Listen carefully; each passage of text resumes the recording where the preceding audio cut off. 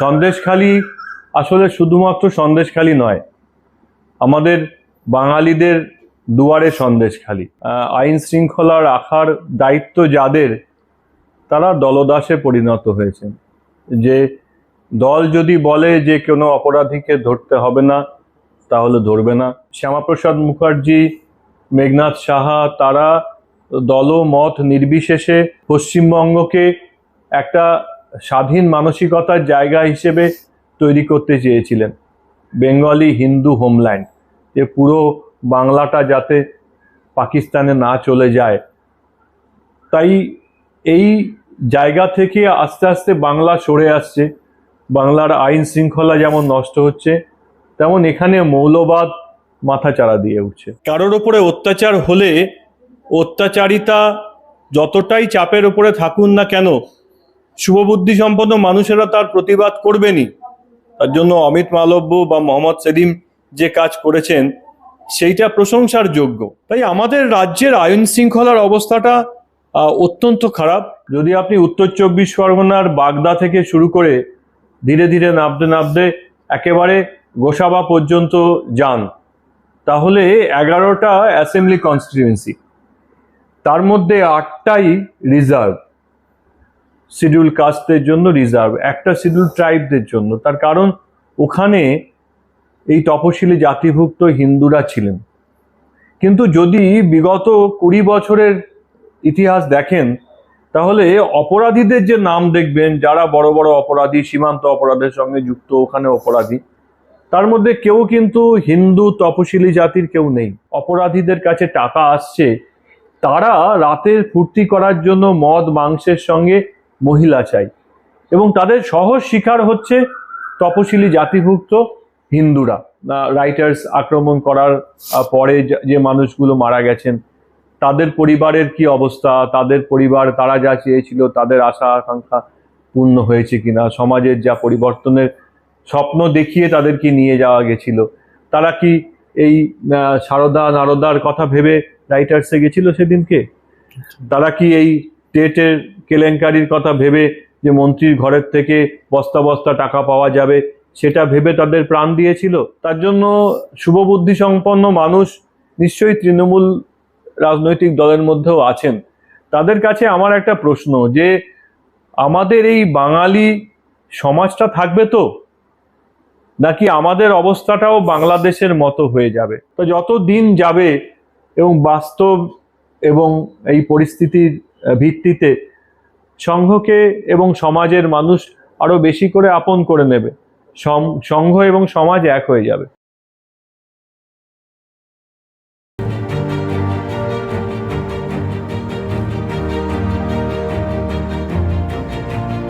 নমস্কার স্যার, কেমন আছেন? ভালো। স্যার, এই মুহূর্তে পশ্চিমবঙ্গের পরিস্থিতিটা কিভাবে দেখছেন? মানে কখনো চোপড়া, কখনো জয়ন্ত সিং, কখনো শওকত মোল্লা, কিভাবে দেখছেন বলুন তো পশ্চিমবঙ্গের অবস্থাটা? বিভিন্ন ঘটনা যেগুলো বললেন সেগুলো থেকে একটা জিনিস পরিষ্কার, যে এখানে আইন শৃঙ্খলার অস্তিত্ব প্রায় নেই। সেটা আইন শৃঙ্খলা রাখার দায়িত্ব যাদের, তারা দলদাসে পরিণত হয়েছেন। যে দল যদি বলে যে কোনো অপরাধীকে ধরতে হবে না, তাহলে ধরবে না। আর এর সঙ্গে মৌলবাদ মাথাচাড়া দিয়েছে। যে কোনো একজন মহিলা তিনি কি করেছেন তার জন্য ভারতের দণ্ডবিধি আছে। ভারতীয় দণ্ডবিধিতে তার যেমনভাবে শাস্তি হওয়া উচিত সেভাবে শাস্তি হওয়ার কথা। তার জন্য মধ্যযুগীয় মধ্যপ্রাচ্যের কোনো একটা বিধিতে তাকে শাস্তি দেওয়ার মতো হিম্মত, কারণ যে যখন মারছে তখন সেই যে অপরাধী, তার মনের পেছনে একটা কাজ করছে যে আমি এরকম কাজ করতে পারি, কারণ রাজনৈতিক দল আমাকে এই রকম ধরনের শাস্তি দেওয়াকে প্রশ্রয় দেবে, দিয়েছেও তাই। তাই এগুলো একটা ভয়ানক অবস্থা। আসলে শ্যামাপ্রসাদ মুখার্জি, মেঘনাদ সাহা, তারা দলমত নির্বিশেষে পশ্চিমবঙ্গকে একটা স্বাধীন মানসিকতার জায়গা হিসেবে তৈরি করতে চেয়েছিলেন। বেঙ্গলি হিন্দু হোমল্যান্ড, যে পুরো বাংলাটা যাতে পাকিস্তানে না চলে যায়। তাই এই জায়গা থেকে আস্তে আস্তে বাংলা সরে আসছে। বাংলার আইন শৃঙ্খলা যেমন নষ্ট হচ্ছে, তেমন এখানে মৌলবাদ মাথাচাড়া দিয়ে উঠছে। স্যার, চোপড়ার ঘটনাটাতে একটা অদ্ভুত জিনিস লক্ষ্য করলাম, যে মহিলা নির্যাতিতা হলেন, একদম সবাই দাকিয়ে দাকিয়ে দেখলো, কিন্তু তারপরে সেই মহিলা যারা ভিডিওটা ভাইরাল করেছে তাদের বিরুদ্ধে থানায় অভিযোগ দায়ের করলেন। মোহাম্মদ সেলিমের বিরুদ্ধে সরাসরি থানায় অভিযোগ দায়ের হলো। এখন প্রশ্ন হচ্ছে, এবং তার মা বলল যে আমার মেয়ের সম্মানটা কেন নষ্ট করলে ভাইরাল করে। আমার প্রশ্ন হচ্ছে, এই অত্যাচারের প্রতিবাদ করাটাও কি অন্যায়? দেখুন কি সাংঘাতিক অত্যাচার ওই পরিবারের বা ওই মেয়েটির ওপরে হচ্ছে, সেটা যে কোনো বাস্তব বুদ্ধি সম্পন্ন মানুষ বুঝতে পারে। এবং কারোর ওপরে অত্যাচার হলে অত্যাচারিতা যতটাই চাপের ওপরে থাকুন না কেন, শুভবুদ্ধি সম্পন্ন মানুষেরা তার প্রতিবাদ করবেনই। তার জন্য অমিত মালব্য বা মোহাম্মদ সেলিম যে কাজ করেছেন সেইটা প্রশংসার যোগ্য। কেউ যদি ধরুন আমার ভাইকে কেউ খুন করে, তো তার যে বিচার হবে বা তার যে তদন্ত হবে, সেটা কি আমার ইচ্ছের ওপরে নির্ভর করবে, নাকি এটা রাষ্ট্রের দায়িত্ব? ওই মেয়েটির সঙ্গে ওই রকম আচরণ করেছে, এটা মধ্যযুগের পদ্ধতিতে করেছে, এটা রাষ্ট্রের দায়িত্ব। অমিত মালব্য বা মোহাম্মদ সেলিম একটা সভ্য সুস্থ সমাজের যা হওয়া উচিত তার জন্য সহযোগিতা করেছেন। তার জন্য এইটা আমাদের আসলে বাংলার শুভবুদ্ধি সম্পন্ন মানুষের রাস্তায় নেমে এই দারুণ যে অত্যাচার হচ্ছে, যে কতটা অত্যাচার হলে সে মানুষটাকে গিয়ে জোর করে বাধ্য হয়ে ওখানে করে, এটা তো যে কোনো সুস্থ বুদ্ধির সম্পন্ন সাধারণ বাস্তব বুদ্ধিতে বলে যে এটাই হয়েছে। তাই আমাদের রাজ্যের আইন শৃঙ্খলার অবস্থাটা অত্যন্ত খারাপ। প্রশাসনের যে নিরাপত্তা দেওয়ার দরকার ছিল এই অত্যাচারিতা মেয়েটির, সেটা দেওয়া হয়েছে কিনা, এখানের প্রশাসনের সেই নিরাপত্তা দেওয়ার ইচ্ছা এবং ক্ষমতা আছে কিনা, সেগুলো সবকিছুই আজকের বাংলার মানুষের ভেবে দেখার প্রয়োজন। আপনার কি মনে হচ্ছে প্রশাসনিক চাপেই এই মহিলা এরকম বয়ান দিলেন? না, কাউকে যদি, এটা তো সহজ যুক্তিবোধ যে কারোর কেউ যদি আমাকে এরকম অপমান করে এবং বেআইনি, কোর্ট অফ দ্য ল, দেশের আইন আদালত তো তাকে পুলিশ হেফাজতে দিয়েছিল, তার মানে আদালত বিচার করেছে এটা বেআইনি। তাহলে যে কাজটা ভাইরাল করেছেন বা ভিডিও যেটা দেখিয়েছেন, যেটা অমিত মালব্য বা মোহাম্মদ সেলিমের নামে যেটা করেছেন, সেই কাজটা বেআইনি ছিল, সেটা আদালতই বলেছে বেআইনি কাজ। এটা আমাদের দেশে এই নৃশংসতা এটা চলে না, আমাদের দেশে আইনে এটা চলে না। সুতরাং এইটা একটা আইন বেআইনি কাজকে লোকের সামনে দেখিয়েছে যে এত জঘন্য বেআইনি কাজ এখানে হচ্ছে। তার জন্য আমার যেটা মনে হয় যে সাধারণ শুভবুদ্ধি সম্পন্ন মানুষের এই যে বীভৎস অত্যাচার চলছে গ্রাম বাংলায়, তার বিরুদ্ধে সোচ্চার প্রতিবাদ করা উচিত। আপনার মনে আছে রায়গঞ্জ কলেজে একজন অধ্যাপক নিগৃহীত হয়েছিলেন, তো তখন আমাদের মুখ্যমন্ত্রী বলেছিলেন যে এটা ছোট ছোট ছেলেদের কাণ্ড। পরে টিভি ক্যামেরায় আমরা দেখলাম 57 বছর বয়সী একজন ভদ্রলোক, নাম তিলক চৌধুরী, তিনি ওইভাবে কলার ধরে টানতে টানতে একজন অধ্যাপককে বের করে নিয়ে আসছেন। তারপর আরাবুল ইসলামের বিরুদ্ধে অভিযোগ উঠলো, উনি ভাঙড় কলেজে জগ ছুঁড়ে মারলেন মহিলা অধ্যাপিকার মুখে। কয়েকদিন আগে পঞ্চানন বর্মা ইউনিভার্সিটিতে ঘটেছে, একজন শিক্ষক ভিসির সাথে, একজন অধ্যাপক ভিসির সাথে দেখা করতে গেছিলেন, তাকে ওখানে ধাক্কাধাক্কি করে বের করে দেওয়া হয়েছে, কথা বলতে দেওয়া হয়নি। আপনি যেহেতু মানে একজন শিক্ষক সমাজের সাথে যুক্ত, আপনি নিজে পড়ান, তো স্যার এইটা বারবার করে অধ্যাপকদের ওপর নিগ্রহ হচ্ছে, কারণটা কি? কারণ শিক্ষিত মানুষ যারা, তারা মানসিকভাবে এই অরাজকতার থেকে নিজেদের মনকে সরিয়ে নিয়েছেন। ভোটে হয়তো তার প্রতিফলন হয়নি, তার কারণ বুথ পর্যন্ত এই ভোটকে নিয়ে যাওয়ার জন্য যে পেশি শক্তি, সেই পেশি শক্তি ভারতের অন্য জায়গাতে দেখানো হয় না। এখানে এতগুলো লোককে হত্যা করা হয়, মানে গতবারের বিধানসভা নির্বাচনের পরে 62 জন মানুষকে খুন করা হয়েছে, পঞ্চায়েত নির্বাচনে এতজন মানুষকে হত্যা করা হয়েছে, ভারতবর্ষে আর কোথাও এরকম হয় না।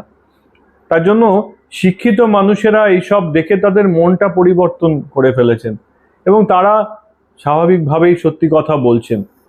তাই যারা এই অরাজকতা, এই আহ, অন্যায়কে, এই অত্যাচারকে রাখতে চান, তাদের খুব সহজ শিকার হয়ে যাচ্ছেন শিক্ষিত শিক্ষক অধ্যাপকেরা। স্যার ধরুন শেখ শাহজাহান, তার বিরুদ্ধে অনেক অভিযোগ ছিল। সন্দেশখালী এক সময় মানে রেখাপাত্র প্রার্থী করলেন, প্রধানমন্ত্রী নিজে তাকে দশপ্রহরধারিণী বললেন, কিন্তু যাই হোক, কিন্তু সন্দেশখালীতে আলটিমেটলি বিজেপি জিতলো, যদিও বসিরহাট লোকসভা কেন্দ্রে বিজেপি হেরেছে, কিন্তু সন্দেশখালীতে বিজেপি এগিয়ে আছে। তো শেখ শাহজাহানের বিরুদ্ধে যে অভিযোগগুলো ছিল, যে লোক অন্যের জমি দখল করা, জমিতে নোনা জল ঢুকিয়ে দিয়ে ভেড়ি তৈরি করা, লোকের বাড়ি দখল করে নেওয়া, আমি পিঠে বানানোটা বাদ দিলাম, যেটা প্রমাণিত না, সঙ্গে সঙ্গে তৃণমূল বললো এর বিরুদ্ধে শাস্তিযোগ্য আমরা ব্যবস্থা নিচ্ছি এবং এর বিরুদ্ধে আমরা অন্যায় ব্যবস্থা নেব। তাহলে তাকে বাঁচানোর জন্য বারবার সুপ্রিম কোর্টে গিয়ে চেষ্টা করা হচ্ছে কেন? এবং যদিও সুপ্রিম কোর্ট বলে দিল তদন্ত সিবিআই করবে, যদি আমার দলেরই কেউ না হয়, তাকে বাঁচানোর জন্য আমার এই আপ্রাণ চেষ্টা কেন? এবং এটা কার অর্থের বিনিময়ে? মানে যে সমস্ত লয়াররা ওখানে অ্যাপিয়ার হচ্ছেন তাদের তো প্রচুর অ্যাপিয়ারেন্স ফি, এই টাকাটা কাদের থেকে দেওয়া হচ্ছে? জনগণের টাকা। আসলে এই সন্দেশখালী আসলে শুধুমাত্র সন্দেশখালী নয়, আমাদের বাঙালিদের দুয়ারে সন্দেশখালী। সন্দেশখালী একটা শুধু উদাহরণ। যদি আপনি উত্তর 24 পরগনার বাগদা থেকে শুরু করে ধীরে ধীরে নামতে নামতে একেবারে গোসাবা পর্যন্ত যান, তাহলে 11টা অ্যাসেম্বলি কনস্টিটিউয়েন্সি, তার মধ্যে 8টাই রিজার্ভ, শিডিউল কাস্টদের জন্য রিজার্ভ, একটা শিডিউল ট্রাইবদের জন্য। তার কারণ ওখানে এই তপশিলি জাতিভুক্ত হিন্দুরা ছিলেন। কিন্তু যদি বিগত 20 বছরের ইতিহাস দেখেন, তাহলে অপরাধীদের যে নাম দেখবেন, যারা বড় বড় অপরাধী, সীমান্ত অপরাধের সঙ্গে যুক্ত ওখানে অপরাধী, তার মধ্যে কেউ কিন্তু হিন্দু তপশিলি জাতির কেউ নেই। তাই অপরাধের জায়গাটা ভিন্ন হয়ে গেছে। এবং এই যে অপরাধীরা ওখানে তোলা তুলছে, টাকা তুলছে, সীমান্ত পারের অপরাধীদের সঙ্গে যুক্ত হয়ে টাকা তৈরি করছে, তার একটা বড় অংশ রাজনৈতিক শক্তিকে দিচ্ছে। এই যে আপনি বললেন রাজনৈতিক দল সাধারণ মানুষের ট্যাক্সের টাকা খরচা করে এদেরকে বাঁচানোর চেষ্টা করছে, কারণ রাজনৈতিক দল এদের কাছ থেকে কিছু পেয়েছে। কিন্তু at the cost of what? কি আমাদের কি ক্ষতি হচ্ছে সেইটা বোঝা দরকার। সন্দেশখালী কেবলমাত্র একটা সন্দেশখালী নয়, আমরা বহু ঘটনা দেখেছি। বাসন্তীতে 4 জন স্বয়ংসেবক একই দিনে খুন হয়েছিলেন।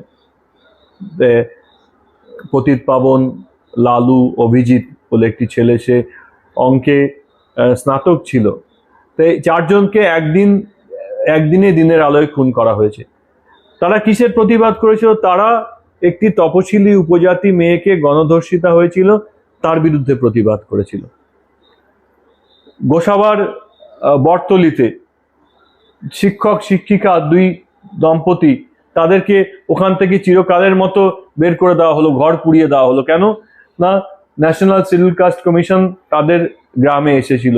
কি করেছিল না, একজন তপশিলি মেয়েকে গণধর্ষিতা হয়েছিলেন। এই যে জায়গাগুলোতে, তার কারণ হচ্ছে যেই সব অপরাধীদের কাছে টাকা আসছে, তারা রাতের ফুর্তি করার জন্য মদ মাংসের সঙ্গে মহিলা চাই, এবং তাদের সহজ শিকার হচ্ছে তপশিলি জাতিভুক্ত হিন্দুরা। এই ঘটনা বিগত 15 বছর ধরে লাগাতার এই বাগদা থেকে একদম শেষ পর্যন্ত গোসাবা পর্যন্ত যদি দেখেন, এবং এর ফলে যারা একটু বাইরে চলে আসতে পারছে, যাদের একটু সহায় সম্বল আছে, তারা এলাকা থেকে সরে আসছে। এবং ধরুন একটা এলাকার মধ্যে, যেমন আমি বটতলির কথা বললাম, ওইখানের ওই পুরো গ্রামটাকে নেতৃত্ব দিতেন ওই শিক্ষক শিক্ষিকা পরিবার। ওরা যখন চলে এলো, তখন বাড়ির বাকি লোকেরা, সমাজটা কিন্তু তখন অসহায় হয়ে গেল। তাদের আর কেউ গাইড করার মতো, তাদের কেউ একটা হিম্মত দেওয়ার মতো কেউ থাকলো না। এই ঘটনাটা, এই এথনিক ক্লিনজিং, একটা প্ল্যান্ড এথনিক ক্লিনজিং, এই পুরো বেলটা মানে বাংলাদেশের সীমান্তবর্তী একদম ওপর পর্যন্ত, আস্তে আস্তে আস্তে আস্তে ওপর পর্যন্ত যদি যান, এই ঘটনা ঘটছে। তাই সন্দেশখালী একটা বিচ্ছিন্ন ঘটনা নয়, এবং এদেরকে মদত দিচ্ছে রাজনৈতিক শক্তি, কারণ তাদের কাছ থেকে টাকা পাচ্ছে। তারা বললে লরি ভর্তি করে 200-300, কোনো জায়গায় 500 জন গুন্ডা পাঠিয়ে দিচ্ছে। তাই এই মস্তান পাঠাচ্ছে, হয়তো 3 ঘন্টার সময়ের মধ্যে আপনি সন্দেশখালী থেকে কলকাতাতে 300 জন একেবারে টিপিক্যাল মস্তানি করার মতো এইরকম পেশি শক্তির লোক পেয়ে যাচ্ছেন। রাজনৈতিক দলগুলো টাকার লোভ আছে, আর এরকম একটা কন্টিনিউয়াস সমাজ বিরোধীর সাপ্লাই ওখান থেকে পাচ্ছে বলে তারা চাইছে, তারা দেশের সাধারণ মানুষের ট্যাক্সের পয়সা খরচা করেও তারা কোর্টে লড়াই করছে। এই যে আপনি যাদের কথা বলছেন, এরা কি বাংলাদেশি অনুপ্রবেশকারী বলে মনে করছেন? দেখুন, দুটো জিনিস আছে। একটা হচ্ছে অনুপ্রবেশকারী, মানে ইলিগাল ইমিগ্রেন্ট। হ্যাঁ। আরেকজন শরণার্থী, হুম। যে যেমন আমার বাবা আমার না, মা। যারা ধরুন এই অত্যাচারটা করছে ওখানে মূলত দুটোই আছে। ধরুন যারা অত্যাচারিত হচ্ছেন, এই যে আপনি এক্ষুনি বললেন ভেরিতে নোনা জল ঢুকিয়ে দিয়েছে, দখল করে জমিতে নিচ্ছে, ঢুকিয়ে ভেরি করে দিয়েছে। এবারে এই লোকেরা সঙ্গে সঙ্গে গিয়ে পুলিশে কমপ্লেন করেন না কেন? সব সময় যে ভয় পেয়ে করেন না তা নয়, কারণ এদের এখনো পর্যন্ত নাগরিকত্ব হয়নি। আচ্ছা। তারা পূর্ব বাংলা থেকে আসা শরণার্থী। এই শরণার্থীদের, এবং এই আপনি শাহজাহানের কথা বললেন যে ও তো আগে সিপিএম এ ছিলেন, তাই কমিউনিস্ট পার্টির সময়ের থেকে থাকার থেকেই ওরা জানে যে এদের পাট্টা দেওয়া হলেও এদের টাইটেল হয়নি, তার কারণ এদের নাগরিকত্ব সঠিক হয়নি।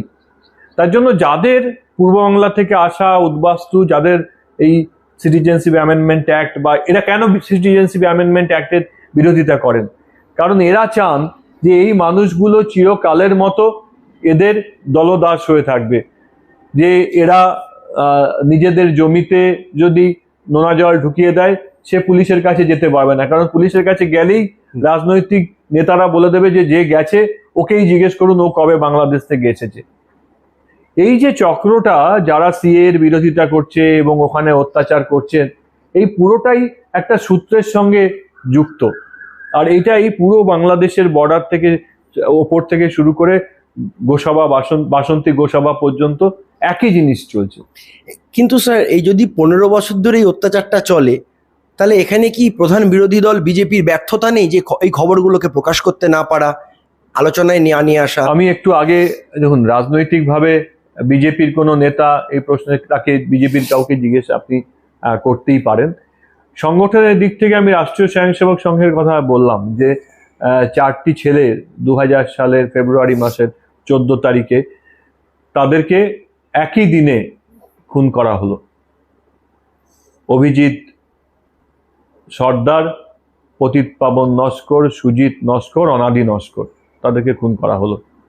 আমি যে ছেলেটির কথা বললাম যে বাসন্তীতে, তারা বহুদিন ধরে প্রতিরোধ করেছিল। এবার সাধারণ মানুষ রাষ্ট্রীয় স্বয়ংসেবক সংঘের বা অন্য কোনো সংগঠন, এই ধরুন সন্দেশখালীর কথা বলছেন, সেখানে রাজবাড়িতে এই প্রদীপ দেবদাস, ওদেরকে একই দিনে হত্যা করা হলো। এবার এই হত্যার এই অপরাধীদের নামের মধ্যে প্রথম অপরাধীর নামে এর নাম ছিল শেখ শাহজাহান। শেখ শাহজাহান, কেউ কিছু করেনি। তাই না, গ্রেপ্তার হয়েছিল, তারপর কার অঙ্গুলি নির্দেশে তিনি ছাড়া পেলেন এটা কেউ বলতে পারছেন না। প্রতিবাদ হচ্ছে না তা নয়, এই হিন্দু তপশিলি জাতির যুবকেরা তাদের মা বোনেদের উপরে অত্যাচারের প্রতিবাদ করছেন, কখনো রাষ্ট্রীয় স্বয়ংসেবক সংঘের নামে করছেন, কখনো তাদের অন্য কোনো সংগঠনের নাম নিয়ে করছেন। সমাজ প্রতিবাদ করছে। রাজনৈতিকভাবে কতটা হয়েছে সেটা রাজনৈতিক কেউ একজন বললে ভালো হবে, আপনি রাজনৈতিক কোনো নেতার কাছ থেকে জানলে ঠিক হবে। কিন্তু লাগাতার মানুষ প্রতিবাদ করছে, নিজেদের জীবন দিচ্ছে, প্রাণ দিচ্ছে। এটা আমি যতদিন ধরে সামাজিক কাজের সঙ্গে ঘনিষ্ঠভাবে যুক্ত, আমি তো 2000 সালের ওই যেদিনকে 4 জনকে খুন করেছিল তার পরের দিন সকালবেলায় আমি 3 নম্বর 24 বছর আগের ঘটনা, হ্যাঁ 3 নম্বর সোনাখালীতে গেছিলাম। তখন কোনো ব্রিজই হয়নি, মানে ক্যানিং থেকে পার হয়ে এদিকে ডকঘাটে আসতে হতো, ডকঘাট থেকে এসে আবার সোনাখালীতে থেকে আবার বাসন্তী যাওয়ার জন্য আবার পার হতে হতো। তা সোনাখালী এই পালবাড়ির আগে ওখানে নেমে আমরা গেছিলাম 4 জন, তখন বডি পুলিশ নিয়ে গেছে। তাই এই প্রতিবাদ, অন্যায়ের বিরুদ্ধে প্রতিবাদ, মহিলাদের উপরে অত্যাচারের প্রতিবাদ, এটা তখন থেকেই চলছে, লাগাতার চলছে। কতটা আমাদের শক্তি আছে, কতটা করতে পারছে সেটা অন্য বিষয়, কিন্তু প্রতিবাদ চলছে। আমি একটা আপনাকে ছোট্ট উদাহরণ দিই। ধরুন তাপসী মালিককে ধর্ষণ করে খুন করা হয়েছে, এটা অভিযোগ সিপিএম এর বিরুদ্ধে। শুধু সিঙ্গুর নয়, পুরো কলকাতা স্তব্ধ হয়ে গেল এবং লাগাতার আন্দোলন চললো, সারা ভারতবর্ষের ফোকাস হয়ে গেল তখন সিঙ্গুরে অত্যাচার করেছে, যদিও এখন অবধি প্রমাণ হলো না যে সিপিএম এর কেউ সেই কাজটা করেছেন। এখন প্রশ্ন হচ্ছে যে মমতা ব্যানার্জি বিরোধী নেত্রী হিসেবে যে ভূমিকাটা পালন করেছিলেন, সেই ভূমিকাটা কি বিজেপি বা সিপিএম যারা বিরোধিতা দলে আছে তারা কি সেই ভূমিকাটা পালন করতে পারছে? অনেকটাই দেখুন, অনেকে মৃতদেহ নিয়ে নিয়ে রাজনীতি ভালো করতে পারেন। সেই ক্ষেত্রে আপনি তার সাফল্যকে মডেল হিসেবে রাখবেন কিনা, ধরুন রাইটার্স আক্রমণ করার পরে যে মানুষগুলো মারা গেছেন তাদের পরিবারের কি অবস্থা, তাদের পরিবার তারা যা চেয়েছিল তাদের আশা আকাঙ্ক্ষা পূর্ণ হয়েছে কিনা, সমাজের যা পরিবর্তনের স্বপ্ন দেখিয়ে তাদেরকে নিয়ে যাওয়া গেছিল, তারা কি এই সারদা নারদার কথা ভেবে রাইটার্সে গেছিল সেদিনকে? তারা কি এই টেটের কেলেঙ্কারির কথা ভেবে যে মন্ত্রীর ঘরের থেকে বস্তা বস্তা টাকা পাওয়া যাবে সেটা ভেবে তাদের প্রাণ দিয়েছিল? কিন্তু মৃতদেহ নিয়ে কেউ সফল রাজনীতি করতে পেরেছেন। এবারে সেই মৃতদেহ নিয়ে সফল রাজনীতি যারা করতে পেরেছেন তাদেরকে রোল মডেল করবেন কিনা সেটা।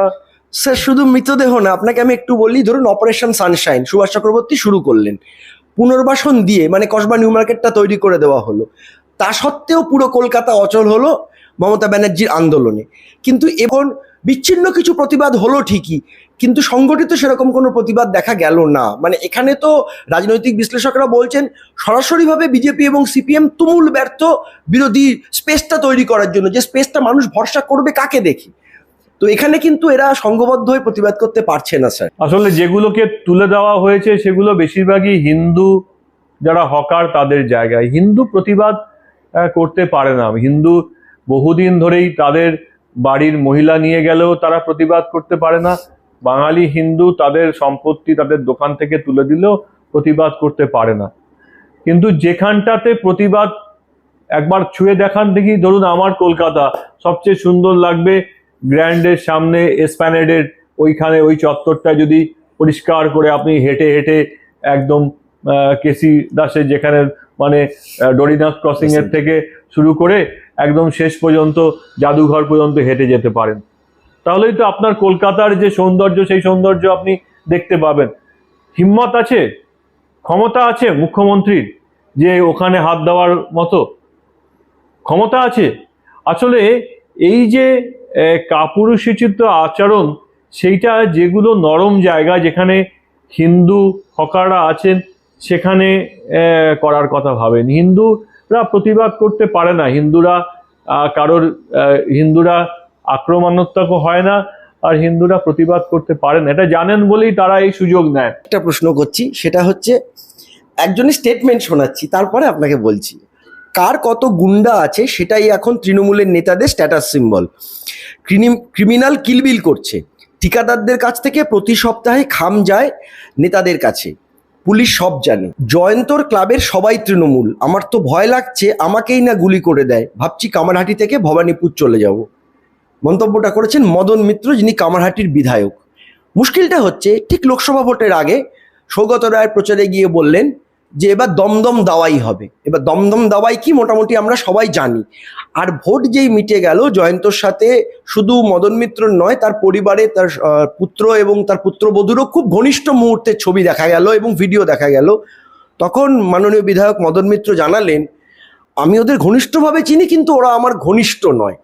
এই কথাটার অর্থটা কি স্যার? দেখুন, আমি কোনো রাজনৈতিক দলের মধ্যেই একটা রাজনৈতিক দলের মধ্যেই কেবল ভালো লোক আছে এরকম তো নয়। তার জন্য শুভবুদ্ধি সম্পন্ন মানুষ নিশ্চয়ই তৃণমূল রাজনৈতিক দলের মধ্যেও আছেন। তাদের কাছে আমার একটা প্রশ্ন, যে আমাদের এই বাঙালি সমাজটা থাকবে তো, নাকি আমাদের অবস্থাটাও বাংলাদেশের মতো হয়ে যাবে? যে চেহারাটা আস্তে আস্তে এখানে আসছে, যে কেবলমাত্র এই পেশি শক্তি যাদের আছে তাদের ক্ষমতা এবং তাদের কথাতেই সমাজটা চলছে, সাধারণ মানুষের জয় হয়েছে, উন্নয়ন হয়েছে, এগুলো ওনারা নিজেরা নিজেদের ঘরে বসে নিজেদেরকে প্রশ্ন করলেই বুঝতে পারবেন গুন্ডামিরই রাজত্ব চলছে। আর এই গুন্ডামি হতে হতে বাঙালি আস্তে আস্তে কোণঠাসা হয়ে যাচ্ছে। আমরা আর আগামী প্রজন্ম, যাদের অর্থ আছে, সামর্থ্য আছে, তারা এখান থেকে বেরিয়ে অন্য কোথাও চলে যাবেন বা দেশের বাইরে চলে যাবেন। এখানে এই জায়গাটা ভদ্র মানুষ, শিক্ষিত বাঙালির বসবাসের অযোগ্য জায়গা হয়ে যাবে না তো? তাই শুভবুদ্ধি সম্পন্ন যারা আছেন রাজনৈতিক দলের মধ্যে, ক্ষমতাসীন রাজনৈতিক দলের মধ্যেও, তাদের কাছে আমি এই প্রশ্নটাই করছি যে রাজনৈতিক সামান্য স্বার্থের থেকে বড় জিনিস হচ্ছে আমাদের পরবর্তী প্রজন্ম আর এই বাংলাতে, পশ্চিম বাংলাতে থাকতে পারবে তো? সেই প্রশ্নটা নিজেকে নিজেরা করুন, এটা বেশি দরকার আজকে। একদম শেষ প্রশ্ন, পশ্চিমবঙ্গে আরএসএস এর ভবিষ্যৎ কিরকম দেখছেন? আরএসএস এর ভবিষ্যৎ পশ্চিমবঙ্গ এবং ভারতবর্ষের ক্ষেত্রেই ভালো। তার কারণ আমরা মনে করি যে সমাজ এবং সংঘ এক হয়ে যাবে। তা সমাজের মানুষ আজ থেকে, আমি যখন ছোট ছিলাম তখন সংঘকে যতটা বুঝতেন, আজকে একজন গড় শিক্ষিত মানুষ সংঘকে ঠিকঠাকই বোঝেন এবং এরকম মনে করেন না যে কোনো একটি ধর্ম সম্প্রদায়ের এরা কট্টর বিরোধী বা কিছু। আমরা কোনো ধর্ম সম্প্রদায়েরই কট্টর বিরোধী নই। এখানে আমাদের মনীষীরা যেভাবে ভারতবর্ষকে তৈরি করতে চেয়েছিলেন সেইভাবেই ভারতবর্ষকে তৈরি করার জন্য আরএসএস বোঝেন। তাই পশ্চিমবাংলাতেও প্রচুর মানুষ এখন আরএসএসকে, রাষ্ট্রীয় স্বয়ংসেবক সংঘকে ঠিকঠাক বোঝেন এবং কোনো একটা মৌলবাদী কিংবা একটা উগ্র দল হিসেবে মনে করেন না। তো যত দিন যাবে এবং বাস্তব এবং এই পরিস্থিতির ভিত্তিতে সংঘকে এবং সমাজের মানুষ আরো বেশি করে আপন করে নেবে, সংঘ এবং সমাজ এক হয়ে যাবে। অনেক ধন্যবাদ স্যার। নমস্কার। নমস্কার।